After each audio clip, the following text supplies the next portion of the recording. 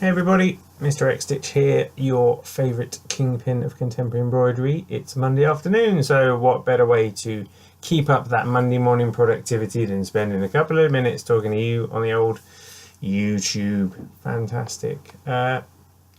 Today I thought I'd talk about teaching. In about an hour I've got to go and do some teaching of cross stitch, and I'm teaching at a school. It's a lower school, and the kids that I'm teaching are 8 years old. Now, I've been teaching cross stitch for a long time, and I really love teaching cross stitch. You know, it's a simple craft to learn, but it has quite a profound impact on people. It takes about 7 or 8 minutes for most people to get their heads around the stitch. You know, people often overthink it a bit, whereas in fact all you have to do is go like that and go like that and keep going like that, really. And I'll teach people that are sort of my kind of age. I say that like I'm nearly 40, and by that I mean I'm 42, but like I try and teach people who are comfortably into adulthood, because then my unique style of irreverent banter becomes quite useful, and you know, I can teach them, we can have a bit of a laugh. A lot of the time with workshops, if it's like a 2-hour workshop, you know, the actual learning of the stitch doesn't take very long, so then it's the talking, and they're just talking around the houses, finding out what people do. That kind of stuff emerges, you know, when people are cross stitching and they've got that good feeling in their soul. This conversation emerges, and it's a really groovy thing. And I do like that teaching experience, you know, because like I say, I can teach a room full of people, and within about 15-20 minutes most people have got their heads around it, and then they're sitting quietly stitching with a little smile on their face, because they know what that feeling in their soul is. Because you get that slowness and the repetition, and you're not thinking about the past, you're not thinking about the future, but you're following a creative pursuit. And it's a really amazing thing to see, and that's what I really love. You know, all of this tattoos, wisecracks, whatever show business Mr X Stitch is, and I don't use that term with any seriousness, but it's all underpinned by this idea that like doing cross stitch is good for your soul, and if you can do it, if everybody had a go at doing it, I think the world would be a better place. So I love teaching it. I love teaching people and then seeing them smiling and stitching a thing and having a bit of a laugh with them. And like I say, mostly when it's people over the age of 18, then we can have a good laugh and, you know, a bit of banter and all that.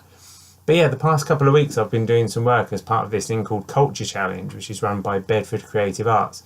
And it's a terrific initiative that they have, where they take creative people in the local area and match them up with schools in the local area who've got creative projects that they want to be doing.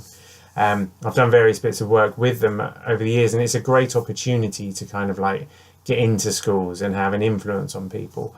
I did a workshop and presentation at a college in Luton about a month ago. Teenagers and further education students who are considering textiles as part of their education, and for me, I can come along and explain my view on the world and show them the path that I've taken to end up being the craft phenomenon that you see before you. And it's been really great to be able to share those things, you know, and then do a bit of cross stitch, teach them that, help them look at their artwork and those sorts of things. But lately, the past couple of weeks I've been working with lower schools, and I've been working with kids who are like 8 years old. And it's, at first, I usually, when I'm teaching cross stitch, I say to people, you know, I'm comfortable with people who have got their age in double figures, because they have the dexterity and the patience to be able to sustain the cross stitch practice. You don't want them to get too frustrated by it so that they don't try it.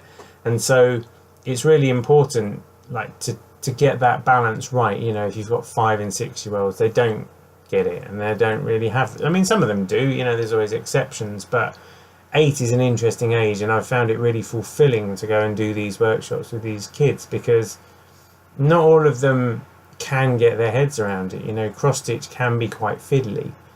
And yet you'll have a group of 12 different kids, and some of them will really get it, and some of them won't get it at all, and some of them will make really abstract pieces, and some of them will follow the pattern that I've got quite straightforward.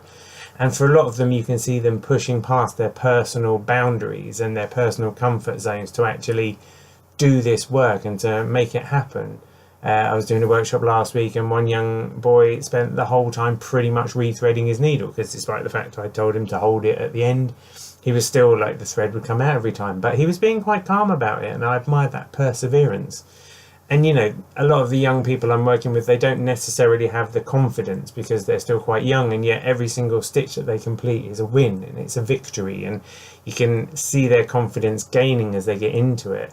And I've been doing these workshops, you know, do it 1 week for an hour and then come back the next week for an hour. And it's funny to see the way they can pick up where they left off and still be able to do it. And, you know, I'm all like, I'm a superhero, I'm 400 years old, this and that and the other. But it's just really great to give them the confidence to try. And again, to see some of them, you just don't expect. I don't know, you can't really look at a person and know what they're going to be like, but with kids there's such a diverse range, and so it's always interesting to reflect back with the teachers at the end of the session to see which kids took to it the most efficiently, or, you know, who surprised them by the work that they were doing. That's been really rewarding. And there was one young man last week, who said that like doing cross stitch was better than playing on his Xbox. Now, he might have been a bit carried away at that point, but we were like, we're going to write that down. That's a definite quote. But it's great to see them try this thing, you know. And I think that, you know, me being the person I am and I'm teaching them, that kind of like gives them an incentive to have a go, because I think if I can do it, then it must be worth it or something. But they try it, and many of them succeed, and they don't always stitch in the directions that they should. But in a way, it doesn't really matter at this point. It's the confidence with the needle that's the trick. I'm reflecting on this, and I don't really know whether it's because I've recently become a father that it's having more of an effect on me, but there's no doubt that I'm finding these particular workshops are more of an honourable experience than I realised. I think I've taught a lot of adults. I love teaching them. I'm doing a workshop tomorrow with a lot of retired people. That's going to be really groovy as well, because if anything, they should have a different connection to cross stitch, probably having been more likely to have done it in the past. But yeah, there's been something really cool about teaching these young people and seeing them have a go. And, you know, for some of them we rethread the needles, for some of them I'm explaining the process again and then again and again. And then some of them you tell them once and they just sit there and they do it and they make a thing that's really like, yeah, just amazing. So yeah, I feel really honoured. I feel really honoured to be doing cross stitch, talking to you about cross stitch, being able to make a kind of living out of doing all this, magazine, book, etc, etc. Don't forget to buy the book and the magazine if you want.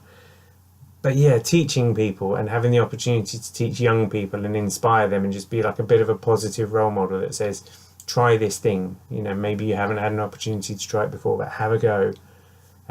It's a real honour, and the fact that it's such a simple craft to learn, yeah, I just feel really grateful that I'm able to do this, and that I get to do it more in the future, really.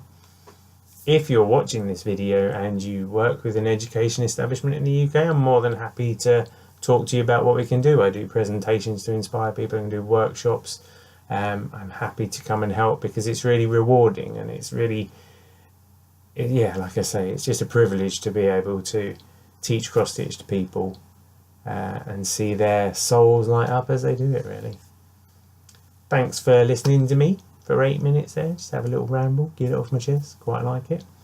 If you like what I'm saying, please comment. I'd love to hear from you. It's been great to get comments already from people, and if you've got any questions or any, I might do a Q&A video at some point down the line. If you've got any questions, feel free to ask them. Please do subscribe to the channel. Please do like the video if you like it. Don't forget, you can buy my magazine, you can buy my book, you can get those from xstitchmag.com. I think that will do for now. Thanks for your time, thanks for your likes, thanks for your subscribes. I'm sure I'll see you soon in another fantastic Mr X Stitch FlossTube video. Take care, everybody.